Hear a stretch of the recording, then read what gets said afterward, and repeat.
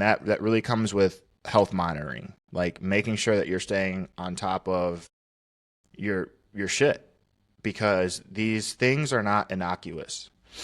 And the reality is that most people are not just going to do one cycle and be done. So like circling back around to, what we kind of opened with and saying like, hey, most people that, have gone down the PED route that have built impressive physiques, uh, a decade of using, 5, 6, 7, 8, 9, 10 years of using, right?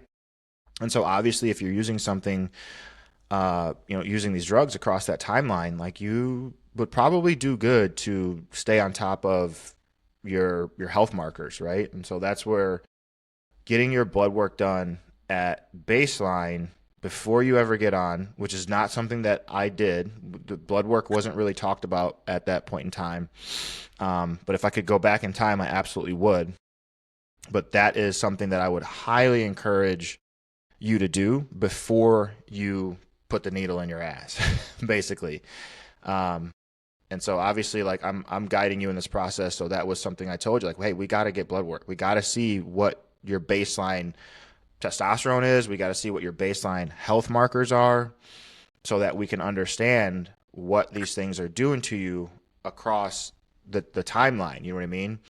And some of these things are not going to present immediately, right? Like, again, we're talking years. If you see that, your baseline EGFR, your baseline kidney marker was 90, and then year by year it goes 90, 80, 70, you got a problem.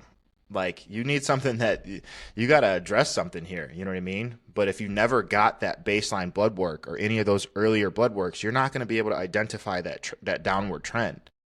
And so that's where it's really important to, just do this stuff. And it's not expensive.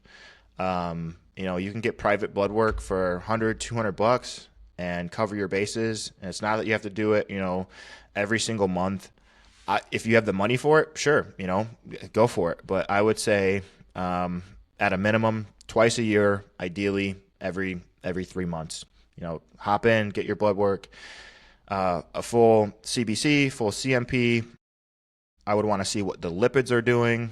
I would want to look at inflammatory markers like C-reactive protein, hemoglobin A1C, and that'll cover a lot of your bases. You can really get into the weeds, but it kind of comes down to like what are the biggest rocks, and if you find something, in those kind of big blanket blood works, then you can start diving deeper, right?